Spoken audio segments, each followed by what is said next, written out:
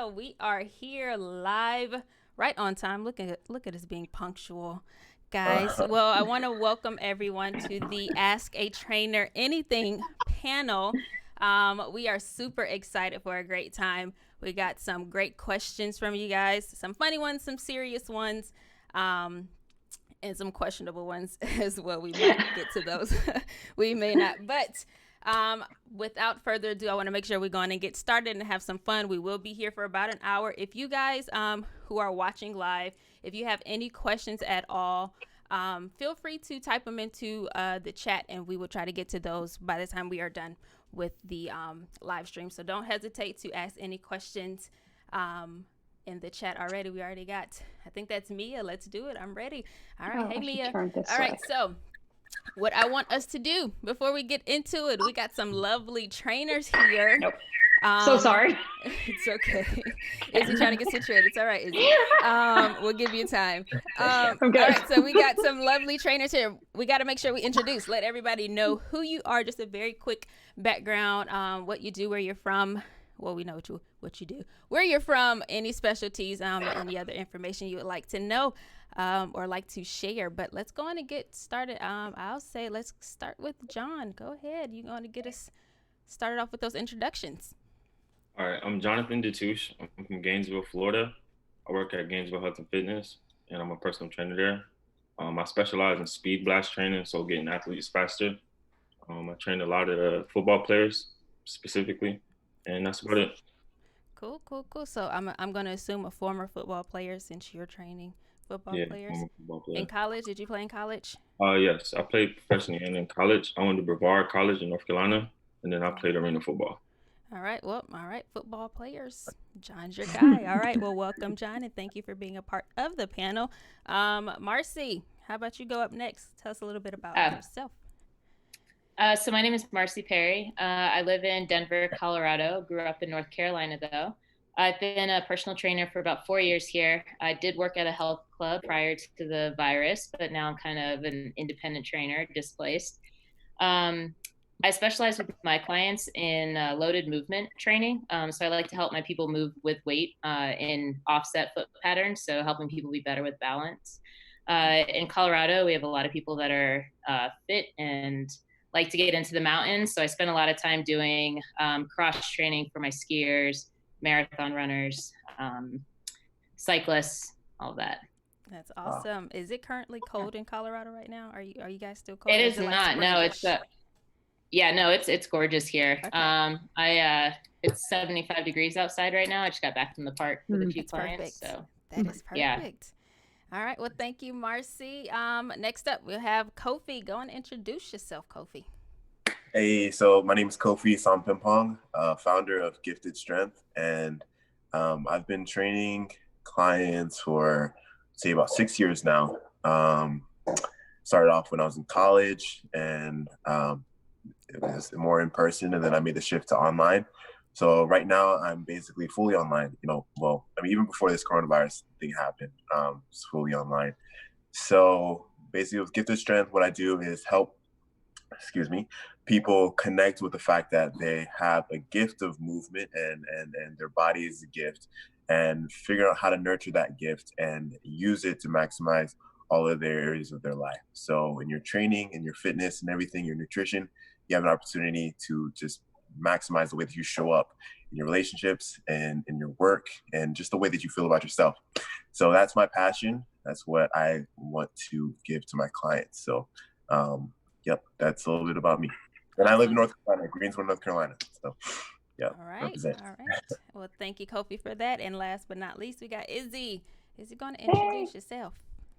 Hi, my name is Isaure Moorehead. My company is named Izimo Fitness and Nutrition. We're based in Houston, Texas. Like the rest of y'all, well, not so much Kofi, I see.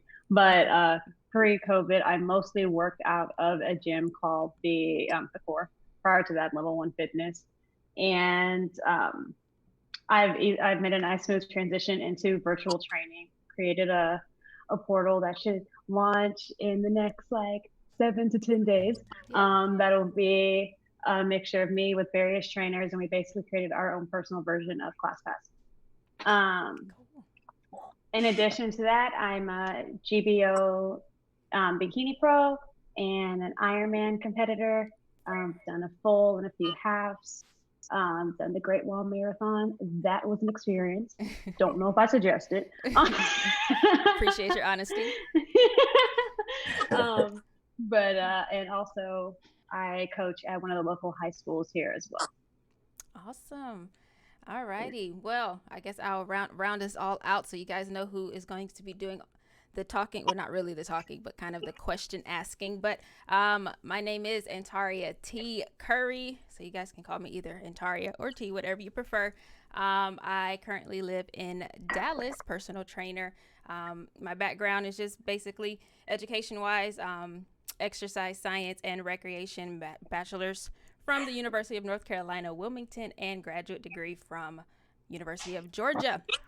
And I just say that I came out of the womb working out. My mom, my dad were both military, and you know, it was just I was just running everywhere, push-ups everywhere. So it just kind of full circle came back to my passion in life in personal training, but most importantly, I really appreciate and love the personal trainer. I think this is a very selfless position that we are in. And I just want to make sure that we get to kind of the level that we are all striving to get to, stay professional along the way, but, you know, learn as much as we can and really just find our niche because it's a community. No need to compete. We can collaborate a whole lot better. So that's my goal. That's my drive and my passion. So all right, introductions are done. We got nothing but time for questions. All right, you guys are ready for these questions, ready to dive right in?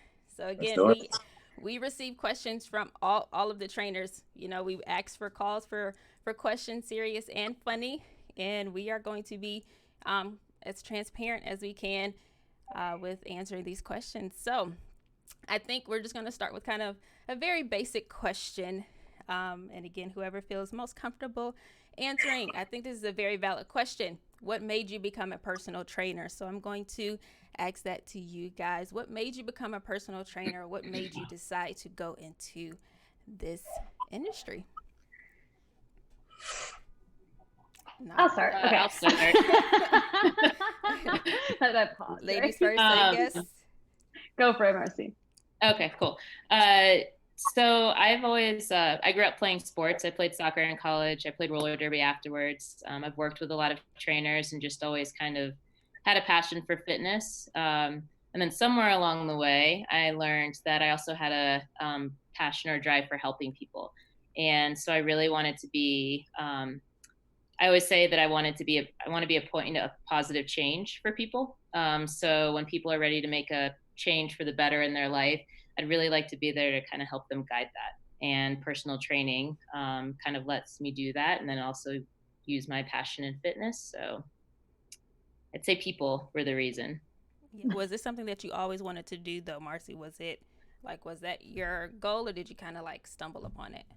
No, it really wasn't. I kind of always wanted to try personal training, but I have a business degree in marketing from UNCW.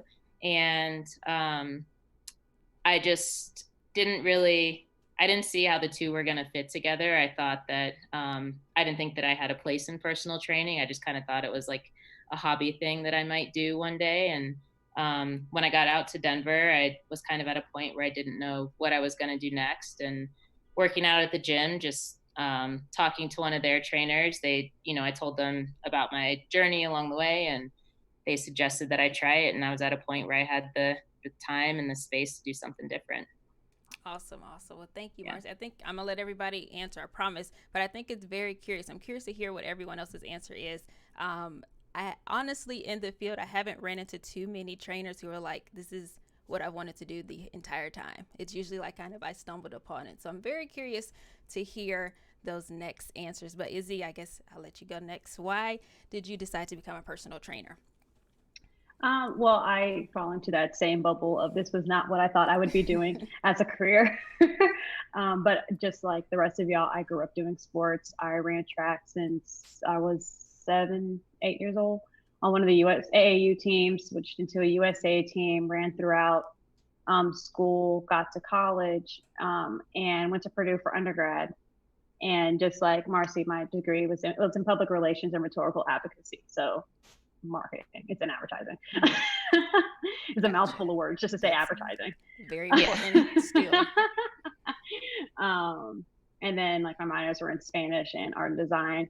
And while I was there, I was like, oh, I'm gonna be a track walk-on because all my times were fine. But unfortunately, within the first few months of being in college, like being in school, I overworked myself in the gym, ended up having a really, really bad case of rhabdomyolysis, was given 24 hours to live, and developed epilepsy as a result. Wow. And so doctors don't really know if I had it prior or not, but something with the rhabdo was what made it come to full fruition. And so as a result, I did not run track that year, nor ever again. So as I say it, I went from like fit to sick like overnight. So I went into marketing. That's what I focused in. Worked in Chicago in an ad agency in the creative department, and went to one of the AI schools there for 3D design. Dropped out of art school because apparently teachers. I'm definitely an art school dropout, girl. I say it all the time. Apparently, computer monitors do this a whole lot, and they cause seizures. So, dropped out of that. Ultimately, after 3 years of working in the ad agency, I moved home being Houston, and went to Rice for grad school and have my master's in liberal studies from Rice. And my focus was in epilepsy and the effects of ketogenic diets and aerobic exercise. So I've effectively worked my way off of 14 daily pills that I had to take. Wow. So from my studies is where I started having this, I started getting into training because I started working for the Epilepsy Foundation as a personal trainer, as a volunteer. Then I had to get a certification to actually get paid. And I was like, well, I'm here all the time. So became certified so I could be one of the Epilepsy Foundation trainers. My main clientele were all people with various neurological disorders. And from there, my business grew. I stopped working with them, started my own company, and got into bodybuilding because I realized that as a result of studying at Rice, that's when I started to learn more and more about keto diets. And it was the keto diets that got me off of my medication because ketogenic diets were originally, as we know, ketogenic diets were originally created for epileptics, not as a trend diet as it is now. So with that being said, my passion for health and fitness, I've always had one. As a child, I went to mini medical school during the summer. My father's an orthopedic surgeon and specializes in the spine. And I always thought I wanted to be like my dad.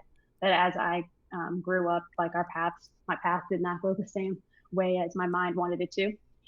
And so this was my way of staying in the medical field to the best of my ability. So I focus, just like Kofi was talking about, I focus on lifestyle changes, even though I myself am an athlete, my clientele typically aren't. And so my focus is on, let's work on the things that you can do, and let's not think about the things that you can't do. That's my whole like motto in life in general. And it keeps a realm of like constant positivity, glass half full situation, as my friend said the other day. Awesome. But that's how I got into personal training. All righty. Well, thank you, Izzy. All right, fellas, we're going to round you guys out. Just what made you become a personal trainer? Whoever wants to go next. So I started out with engineering. I'm still in school for engineering, but my passion is definitely personal training. So I'm kind of in that transition period right now.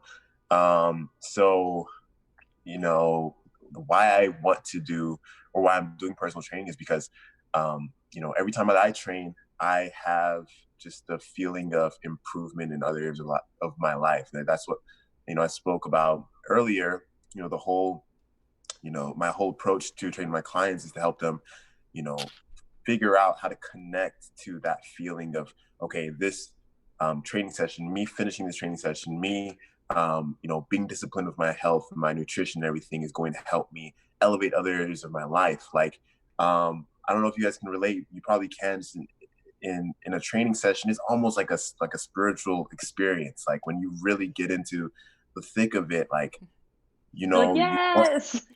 right? Like you want to quit a set, you want to just do one less rep, you want to, throw it all away. It's tough.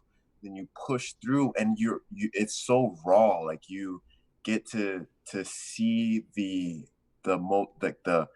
most raw version of yourself, right? It's that improvement at its base level, and the lessons that you learn in those training sessions, the discipline, the perseverance, the grit, resilience, all these things can be applied. These are values, these are characteristics that can be applied to other areas of your life.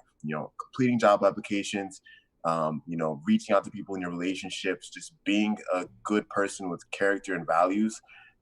All those things can be learned in the gym. And honestly, that raw feeling just in the gym, I just want to transfer that feeling to any person who would You're so passionate. I know. I Literally, it's like radiating. It's a great feeling, though.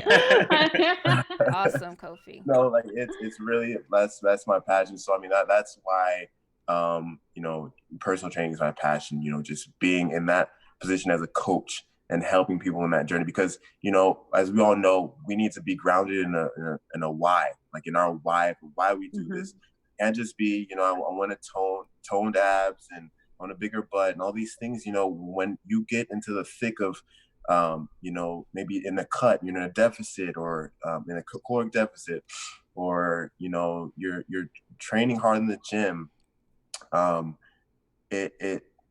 the superficial things, the aesthetics and everything, they won't drive you as much as things is like, I want to be there for my kids. I want this longevity. I want to be able to play with my grandkids, when I get to that age. All these things that are, deep whys for us. So that's why I got into this profession. Is why I will continue till forever. So yeah, I think to sum what he just said up, he really is passionate about you guys in fitness. That's Kofi, 100%. That sums it up. All right, John, let's round us out. Why did you become a personal trainer? I basically volunteered in high school for the Special Olympics, and I trained the kids to actually do it. And I saw the smiles on their face and how much they enjoyed it, and I just fell in love with it then. And I knew that's what I wanted to do with my life, to be a trainer. Awesome, short and sweet. That was such a succinct answer. But, right, very, very good.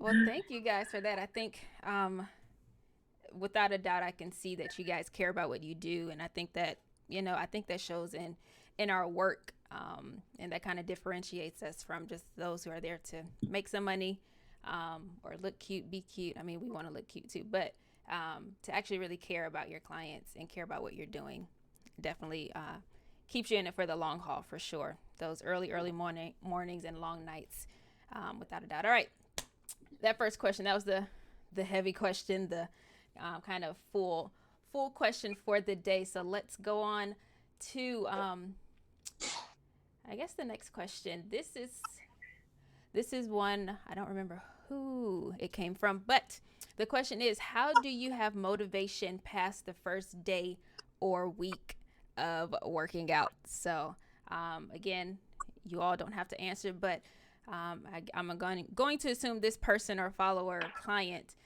is struggling, like maybe just they get started and after a few days it's like, nope, I can't, I won't. So how do you have the motivation past the first day or week to kind of stick with it, to actually see the results you want?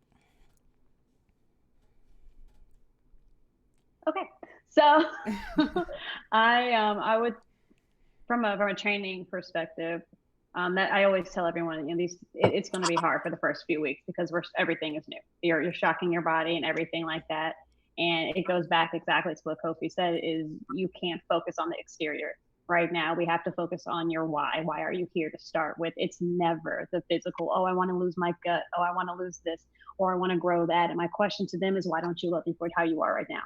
Outside of a health aspect, but from a physical aspect, there is nothing wrong with how you physically look. So why are you really here? And who told you that you need to come here to change your physical appearance?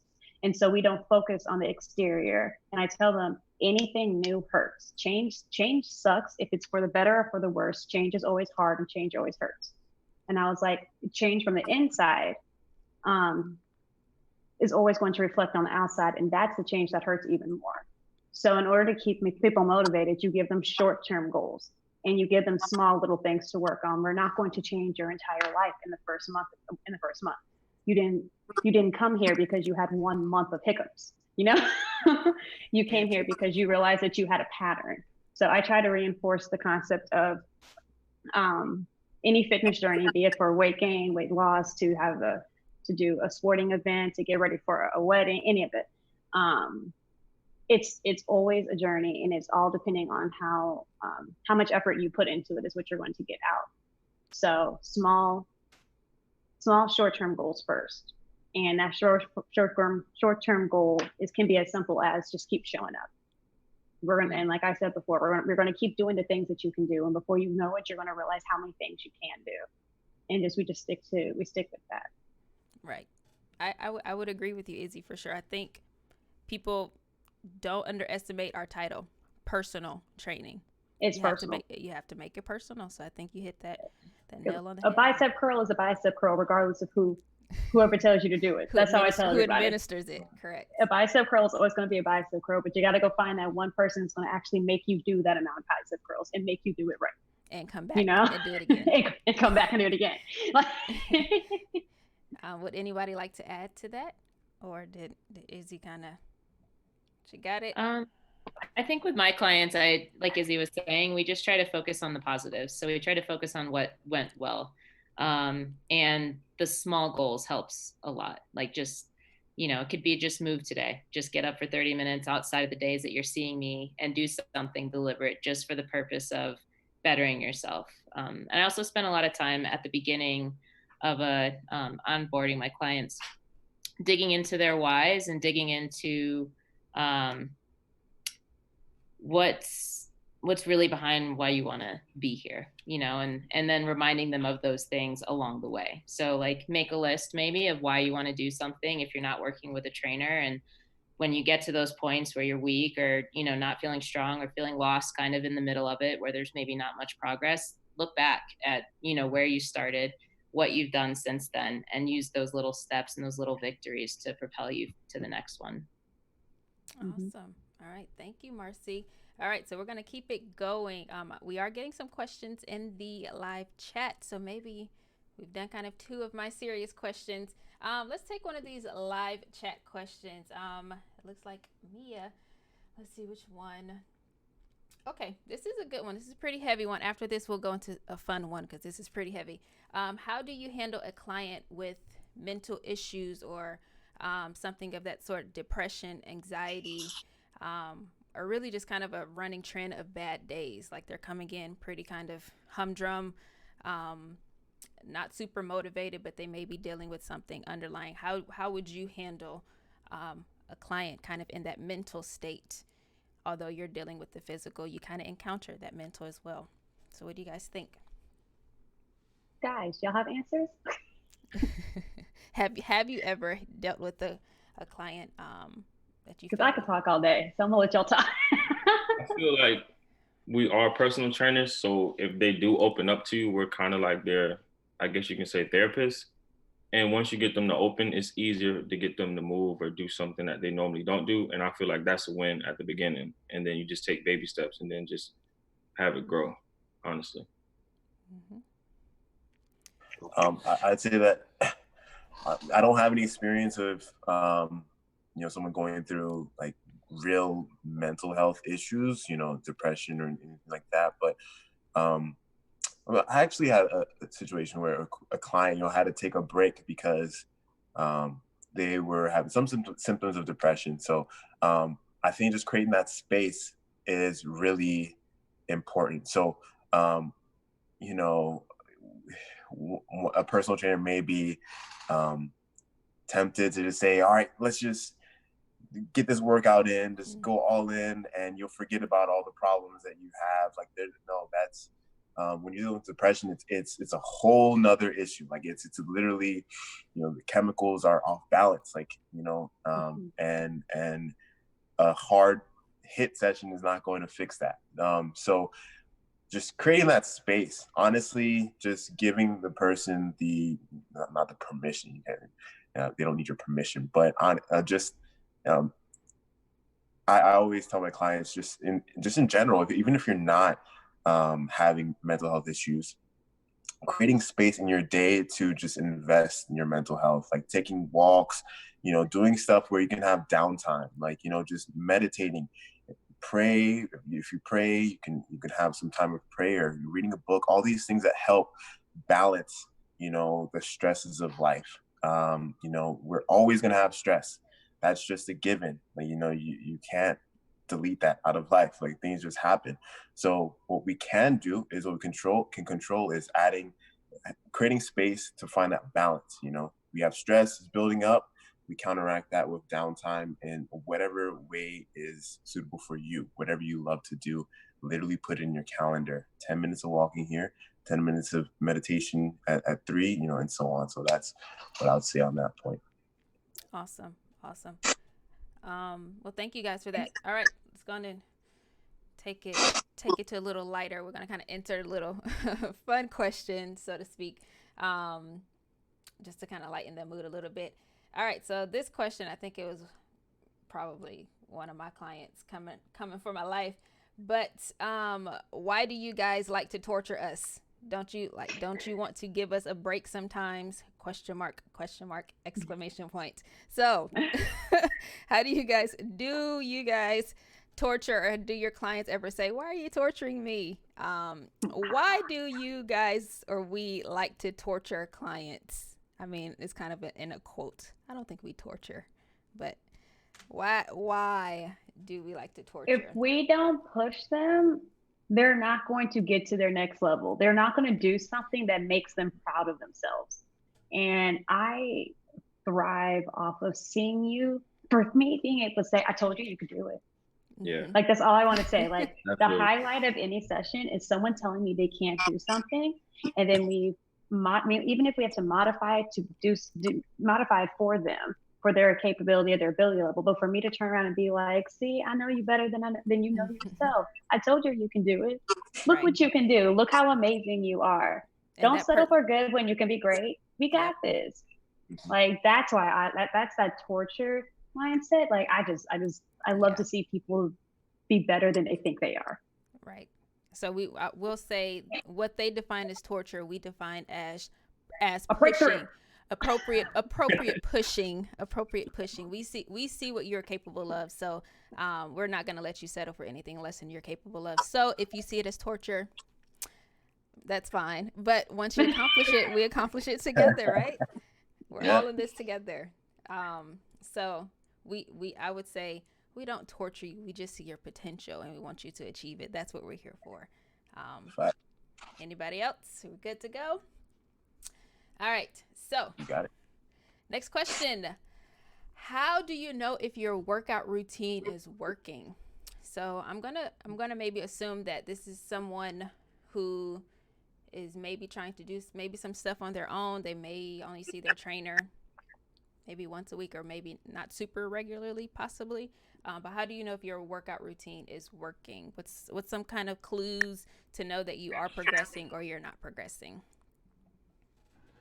So there's so many different ways that so many things you can track, on your fitness journey that can give you an indication that you're changing or you're progressing, going in the right direction. So, of course, one is looking at the scale, but that's not the only one. That you can look at your progress pictures. You can look at your measurements, your body measurements. And these are just a couple of things. Your energy level, you can track that and just see that there's a progression in terms of your energy level. You're less fatigued, now as opposed to 3 weeks ago.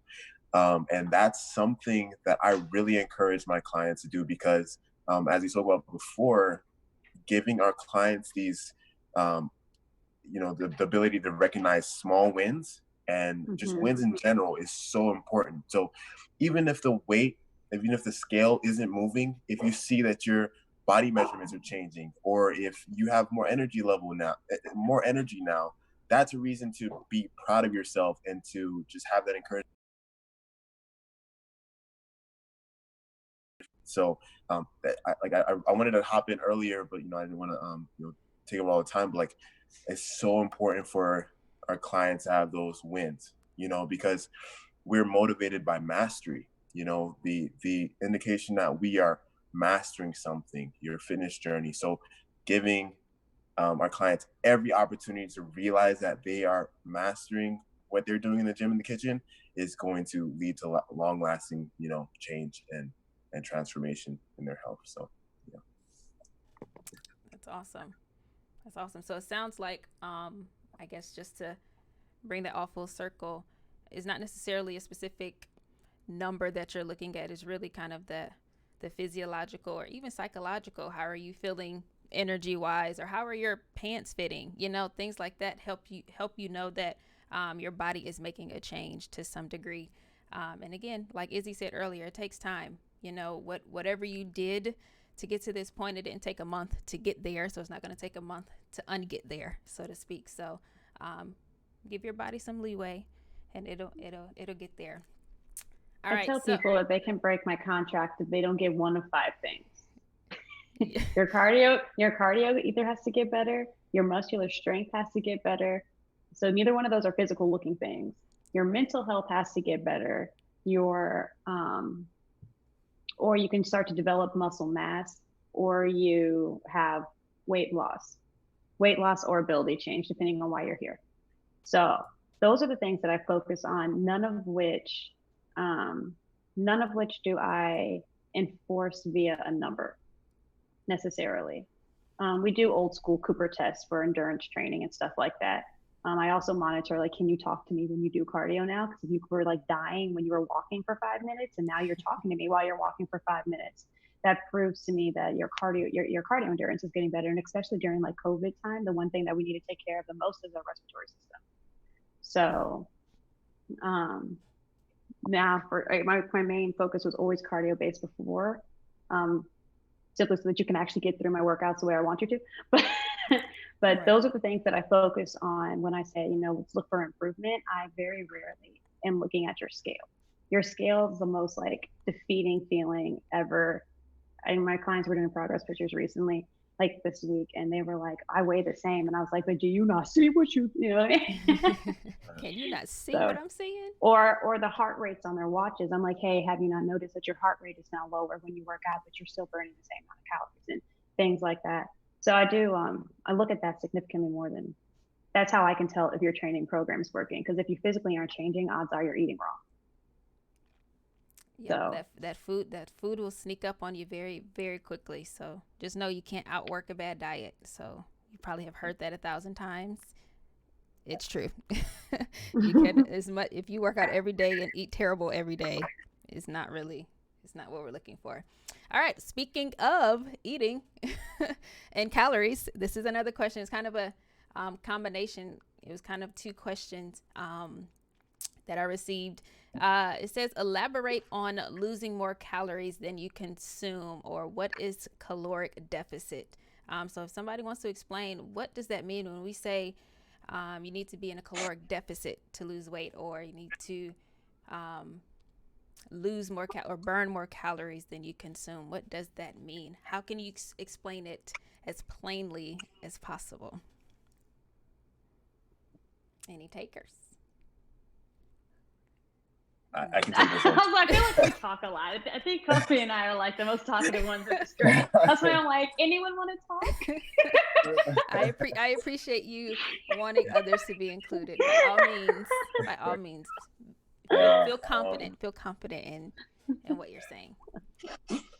So this whole idea of caloric deficit is just a tool to see fat loss. So there's an energy balance, calories in versus calories out. So calories in, just the calories that you're taking in the form of food, and calories out is just your expenditure, how many calories are you burning in your activity or your workouts, just anything that you're doing throughout the course of the day. So we know it's just a fact, it's just a rule, like to see fat loss, you need to be taking in less calories than you're burning. Okay. So, and then to see, I won't go into, building muscle or gaining weight, but just for but just like this, there's just an energy balance that we have to strike, in order to see that fat loss. And it's, as you said, you can't train a bad diet. Like the energy balance, the caloric deficit is the number one tool that you need to make sure is there to, in your fat loss journey. But I also want to make a point that, it's not forever. Like you're not supposed to be eating less calories than you're burning, for 12 weeks at a time. Like for my clients, I use diet breaks, for, 3-4 days, or, based on their biofeedback. Biofeedback is really just, these indicators of sleep, how your sleep is, how your stress is, what's your hunger looking like, cravings, all these things. This can tell you if you should stay in a caloric deficit or come back up and raise your calories up, so you can, your hormones can improve, your stress levels can improve, your sleep can improve, all these things. So main point is, you don't want to be in a caloric deficit forever. A lot of people just have this idea that you just, whoever you are, eat 1,100 calories, and that'll make you lose That'll weight. make you hungry. That's right. I'm like, sheesh. That'll make you hungry. Yeah. So it's more. There's more to it than that, and this idea is that you can't just starve yourself. It's can't starve yourself healthy. Yeah. Oxymoron for sure. Mm-hmm. So yeah, I mean, I would agree. I think, Kofi, that was one of the questions that was submitted on your end. But again, just very basic. If you're consuming 2,000 calories and you're burning 1,000, there's a 1,000 left over that's sitting as fat. You don't want that. If you're consuming 2,000 and you burn 3,000, that's when you're in a caloric deficit. So it's kind of that. You just got to understand you want to be consuming less if you're looking to lose weight. Not everybody's looking to lose weight. No, they're not. But I also tell people to look at the average. So everyone's going to have days when you burn more calories, and you're going to have days when you burn less calories. Don't focus on like your individual day-to-day life. Look at your average life. So especially now that people are in a more sedentary lifestyle at the moment, you can always send them to, I send a lot of people over to like ifitfitsmymacros.com, right? Mm-hmm. Because one, outside of my scope of practice, I do have an RD on my team. So if we ever need follow-up things, I always have someone to consult. She's great. Her name is Heather. And she, Pure Body Coaching, if you need to shout out. But shameless plug. Yeah. So she, but with that being said, though, it's reminding people that normal, the concept of normal isn't real. So we want to stay realistic, and realistic is you have good days, you have bad days, and we're living in this cyclical pattern right now from a mental health standpoint, where you're going to have three good mental health days and one really bad mental health day right now, because every day there's like a different law coming out or a different regulation or stipulation or whatnot. So going by the same examples that you just said, if you're burning around 2,000 calories on average, I don't care that on Tuesday you burned 1,600, and I don't care that on Wednesday you burn 2,700, for all I care. Like, because that one day was your exception. We take away the outliers and we look at your median. From any scientific standpoint, you always take away the outliers. So find your median, and then from there, if you want to lose weight, I tell everyone, start easy, start something that's maintainable. Try to get rid of about 250 calories a day, and that's it. Because 250 calories, technically, if you have no health issues and nothing to stop you, and you're, it's 3,500 calories that you need to lose in order to lose a pound, or to lose a pound, right? A pound of fat. That's what they say textbook wise. So I tell people to start off by, do something simple and find your median number and go 250 calories less every day. You won't even realize it if you're taking it a little out of all your meals and not just subtracting an entire meal. I would say seek a professional. Don't try to figure it out on your own. All right. Find somebody who knows what they're doing. They'll help you. Caloric deficit. All right. All right. Next question. this question and the kind of a funny question are gonna go two in one. What do I need to do or eat if I want to flatten my stomach but keep my thighs, legs, and butt big? The this is like the gold standard question. If you've never received this question as a trainer, congratulations. But basically, this client wants to know, how do I get a small waist, skinny waist, flat stomach, but still keep my curves in the right spot? I still want my jeans to fit nice and everything else to look tight and right. So what do I need to do or eat to achieve that? Anybody have any ideas? Anybody gotten that question before? I know I have. Yeah. Is he? You guys haven't? Go, John, Macy. Marci? You just took your silence off. John, you never received that question before? Yeah, I have I not think that's received that a question for the ladies. It's a question for the ladies. Marci, do you have any ideas? How would you achieve a flat stomach but keep a big butt at the same time? I mean, I can't think of a specific diet for that. I can tell you that all of my clients, I mean, I coach them that abs are made in the kitchen. So no matter how many planks, no matter how many sit-ups, or, whatever arbitrary core exercise you're doing, you're not going to flatten if you're, eating poorly afterwards, sugar, high dairy, high fat diet.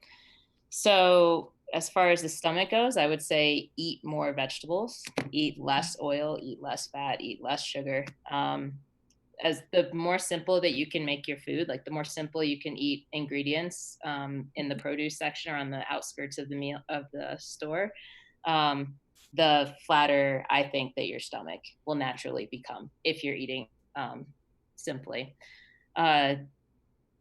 As far as the to still keep your thick thighs, thick butt, thick hips. Yes. I don't know. I think that's more in the workout. I think if you're putting good nutrients into your body and exercising for those things, so spending more time on leg days, maybe heavier, maybe working slower on your way down in a movement or as the weight comes back towards you, then you can achieve and hold on to the areas of your body you want to hold on to without losing them. But both have to coincide. So if you go on a strict dieting measure, then you're not just going to lose weight in your gut. You're going to, kind of lose weight everywhere where your body naturally loses it first. And if you just work out and you're still eating poorly, then we're also not going to see the results that we want. So both have to go hand in hand. I don't know. I don't have many young clients that are I was going to say, you haven't received that question, so consider yourself lucky, but that was a great answer. I know. I think that that pretty much sums it up. I think a lot of people, and I think this whole social media time is really making people, see certain things on social media and they're like, that's what I want. Super flat stomach, big old butt. You can go have surgery and I can guarantee it for you. Yes. We are not surgeons. We are not surgeons. Like, I can't help you. Yeah, sorry. But I mean, we'll try to help you, your goal is your goal, so we'll try our best to get you there realistically and healthily. So seek a professional. Next question. All right, this is kind of goes to this. I know I've seen this too before. Does my tummy trainer and detox teas help with losing my stomach fat? So you guys know the tummy trainers, they're like, and they pull them off and there's like all the sweat, and then the detox teas, it's like the before and after, yesterday, today, stomach's gone. Today. So do my tummy trainer and detox teas help with losing stomach fat? So this question was somewhere. I'm not sure. I didn't put your a little detox asterisk. teas will help empty out your organs for you, so you will poop it out. That's about it. Yeah. That's what your detox teas are gonna do. If they're even good enough to do that, they're gonna sit there. They're gonna help you poop, and then all of a sudden your stomach's gonna come down some. If you wrap yourself, it's gonna get flatter. But it'll do this. If you wrap yourself up, you'll sweat more. It'll help pull the water from your body. but then you're going to drink the water back. What I will say is for people that use waist trainers, it does curb your appetite simply because there's a restriction on how much your stomach can come out while you eat. So that is the only thing I will say when it comes to wearing like waist trainers. Not so much like those little flimsy wraps that just make you sweat. If you have the trainers with the hooks, I don't necessarily advocate them for the average person. I don't think that it's necessarily a healthy practice. However, you can tell, especially in the competitive world, if you're one of those people that are like, I'm doing my diet, I'm doing everything, and I'm hungry, because competitors, you're hungry. We are unhealthy. I tell people, when you're in the competition world, we're trying to get you, we're doing the healthiest routes to make you unhealthy. And then we got to find a healthy route to make you healthy again. Because when you're on stage, it is not, so it's not a healthy, it's not a healthy look. When we're on stage, it's not healthy.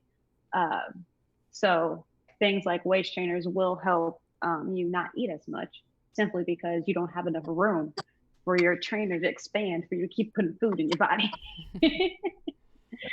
So those are my 2 cents on those 2 things. Gotcha. All right. Well, John, you got something? Was that you, John, or Kofi? Sorry, I wasn't looking. Yeah, that was Kofi. Oh. Can you guys hear me all right? Yeah, you're a little buffered, but you're fine. You're good. Okay, yeah, because the power literally just went out, so that's why I went dark and I had to get and so we we're making it work over here. But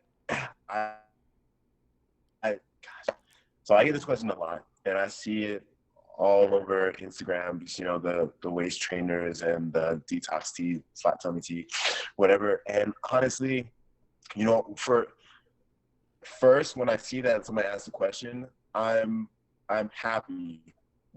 One, because they're making an effort in whatever capacity, and that's something that, you know, you can't just like shut somebody down and say like, hey, that's stupid. Like, what are you doing?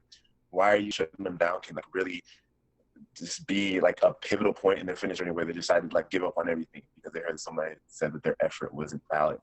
But in that same vein, like those things are really, they may give you like a short-term result or just the feeling that you're doing something that's helpful, but it's really just you know, taping, you know, a crack in a boulder, right? I don't mean to, it's so exaggerated on it, but like we want long-term results, you know, at the end of the day, and the way to do that is with your nutrition, really locking down what your body needs to perform well in the gym so you can drive the results that you want.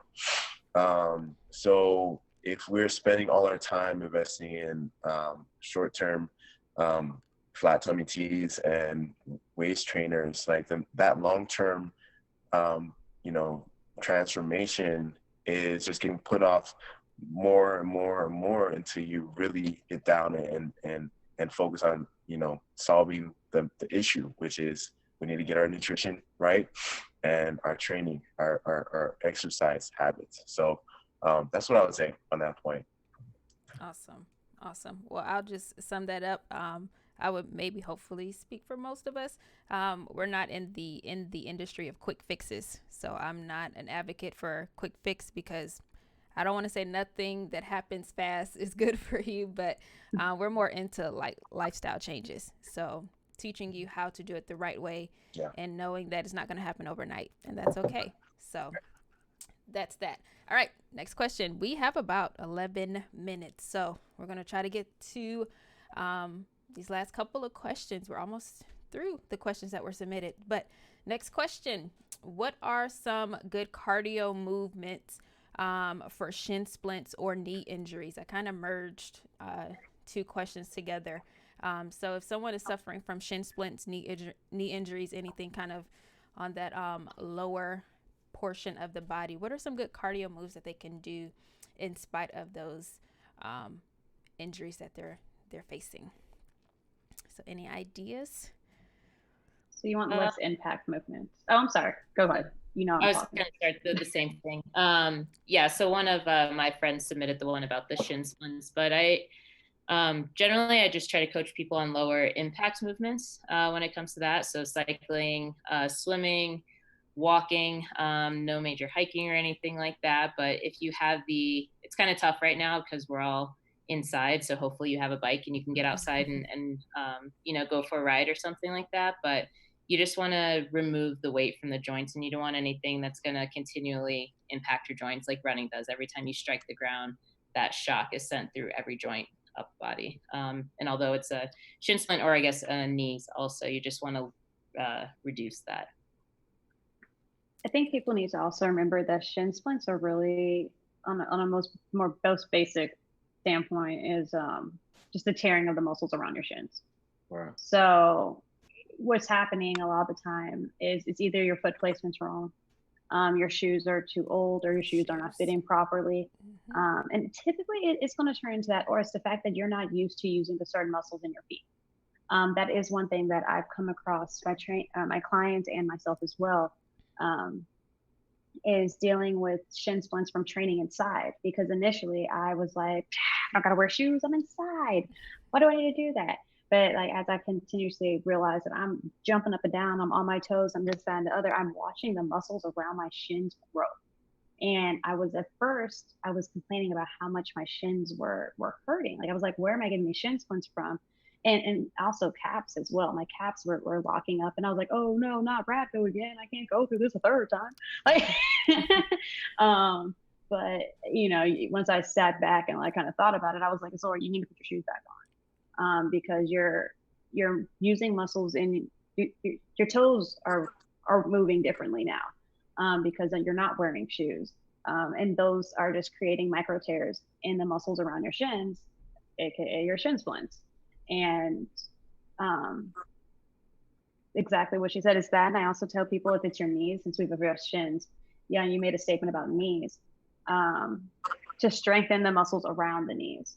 So you want to be able to pull the tendons away. Well, not so much so, but you want to strengthen your quad muscles in order to take the pressure off away from the knee joint itself.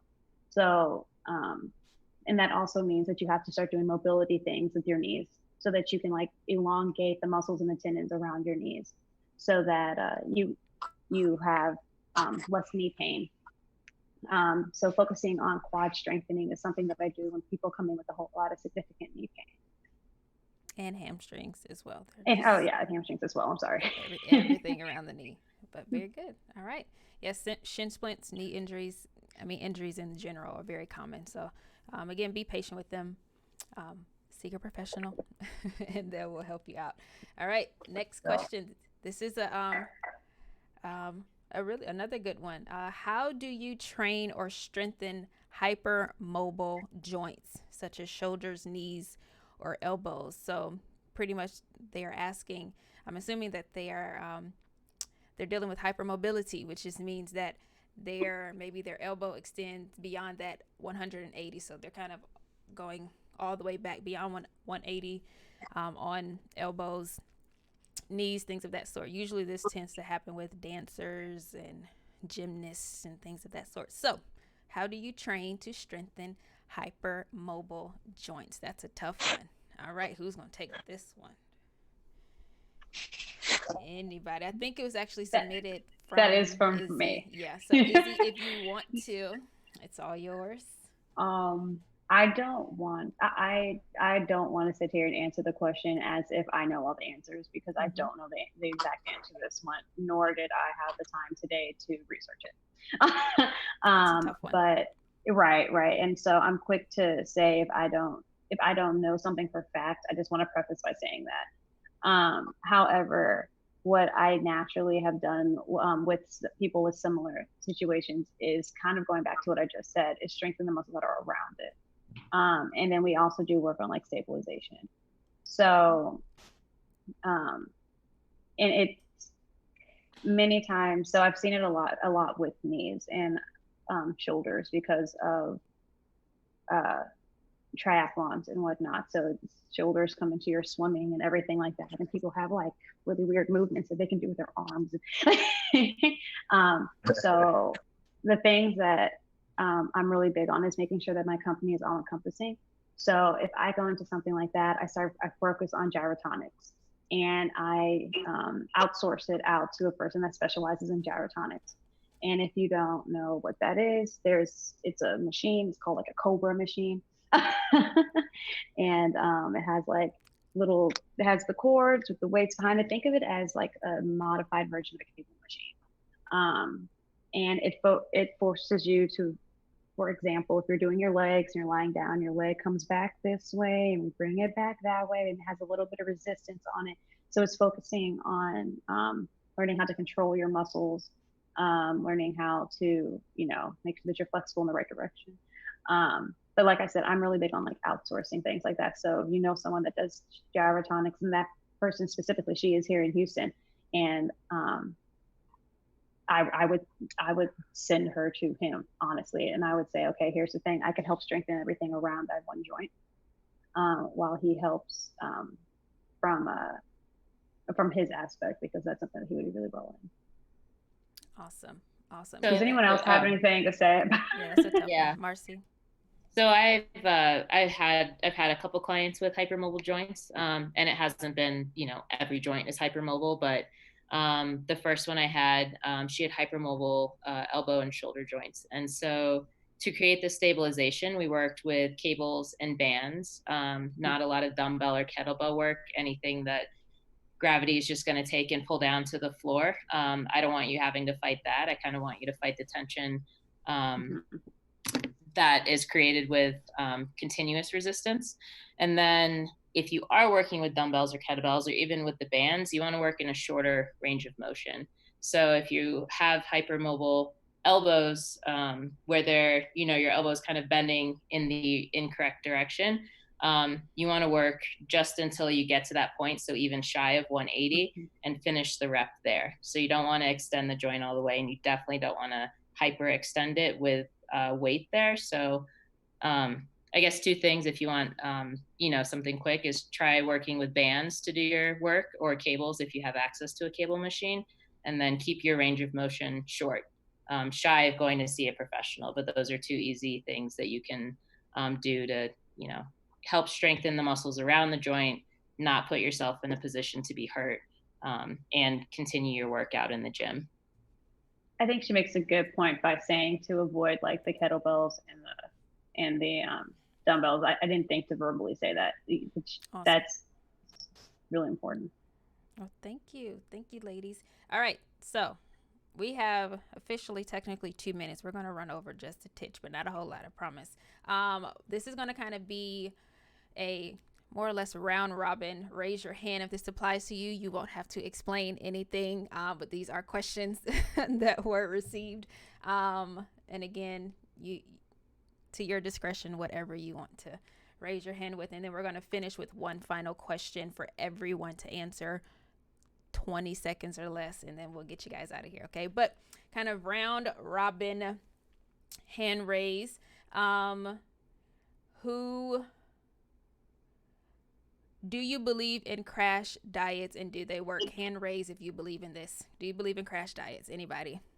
All right. Well, that's a consensus. No one believes in crash diets. Don't do them, people. All right. Don't do them. Crash diets. No. Quick fixes. No. All right. Have you ever dated or been with a client, or would you ever date a client? Hand raise if you have, or would you consider dating a client? Look at this professional group of people. That's what I'm talking about. Right, team. We are professionals here. Do not mix business with pleasure. But no. there is a stigma with trainers. So if you do, do you, boo? Whatever works for you, that's fine. But don't mix business with pleasure if you can avoid it. All right, next question. Do you sell any fitness merchandise or gear, or do you have any fitness merchandise or gear available for others? So like shirts, headbands, things like that available for other people? Hands up. Izzy. All right. John, kinda ish. All right. So you guys saw those hands. If you want some of the merchandise, hit them up personally, I'm sure, somehow, some way. And last kind of round robin question. Do you offer online workouts or programs? So who of you guys who offers any online workouts or programs? I'll raise my hand. I guess I'm included. Look at there. Look. You got professional people who have some merchandise and they offer online programs. This is like the all-star team. All right. So that's pretty much the questions that we received. And we are right at 8 o'clock. So I want this to be very, very quick, but I want all of us to kind of give one final piece. So kind of the last question, I want you guys to think about it very quickly. What would be your final piece of advice that you would like to give someone who is starting or already on their health and fitness journey? So what is that one piece of advice that you would give someone who is either looking to start their healthy journey or looking to just stay on track and be successful? So what would be kind of your 15-20 second spiel motivation for that person? And then after that, we will be done for the day. So is there anyone everyone's going to speak 20 seconds or less? Timer is started. So whoever wants to go first, what's that final piece of advice that you would like to share with others? John, why don't you go? On the spot. Just remember why you started and just stay focused and have fun with it, most importantly. I think when you're having fun and you remember why you're focusing or why you started, you'll do well. Awesome. That's about it. All righty. Next up. I would say take the little opportunities that you have throughout your day and throughout your weeks to make a choice between something bad to eat and something better to eat, or not bad, but a choice to get off the couch because you haven't been off in 3 hours, or the choice to sit and watch 2 more hours of TV. Like we all have those little moments that come up throughout our days, and those are little opportunities to move you towards your goal. So you might not get a full workout in, but just get up today. Mm-hmm. I would say to find your support system.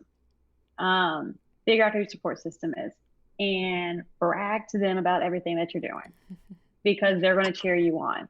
Do not brag to the people that don't care what you're doing, because they're just going to tell you, oh, chill out. It's okay. It's fine. They don't care.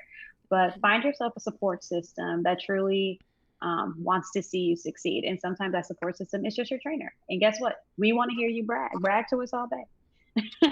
And to just keep going, keep trying, keep doing it. Awesome. Trust me, consistency works.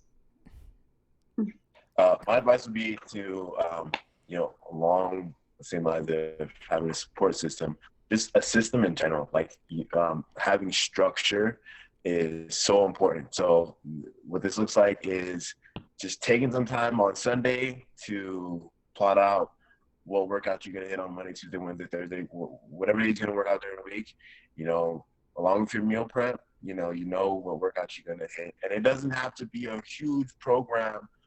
We would love for you to hire a professional, but it could just be some, Instagram workouts that you've collected in your Instagram. Just find those out, say that you're gonna hit them, because when we get to these days where we're faced with the decision to work out, what to do is just going to make it easier to in front of you. You got to work out that you plan and a meal to eat for each, breakfast, lunch, dinner. That is going to make it easier to keep that consistency. And I would just say, having that structure, super important. So, wake up. That is one thing I tell people. If you don't have a reason to, unless you work throughout the night and then, you sleep during the day, wake up in the morning. Don't wake up at 11 o'clock. Don't wake up at 12 o'clock. Wake up. And it'll wake up and put some food in your body. So it'll jumpstart your metabolism. Right. And I think that's a lot of, even my clients, they're the ones that don't train in the morning are sleeping in. And I'm like, what are you doing? And they're like, oh, I didn't get out of bed till 12. I'm like, that can't be good for your body. Yeah. So wake up and go get some coffee. I don't care. Just wake up and start moving. All righty. Well, thank you guys so very much. And that is our time. So for everyone who has joined us, thank you for watching and submitting your questions. Thank you, Jon, Marci, Kofi, and Izzy for being a part of this panel. Hopefully, guys, we answered some of those questions, or a lot of your questions, both funny and serious, and gave you a little bit more insight. I did include their information. All of the trainers' information, as well as mine, is in the bio. So if you have any additional questions, make sure you hit them up personally, or just follow us all on Instagram as well. We'll be sure to shout you out. Just let us know you found us here. But with that being said, thank you guys for watching. Don't forget to subscribe to my YouTube channel, Train to a T, shameless plug. But again, my name is An-Taria, and thank you to the trainers. And thank you for watching Ask a Trainer Anything panel. So hopefully we can do this again very soon. So trainers, thanks for having us. You stay on, trainers. But if you guys want to say bye, I'm going to end the stream. But bye, streamers. Thank you guys for everything, and enjoy the rest of your day. All right. Bye, guys.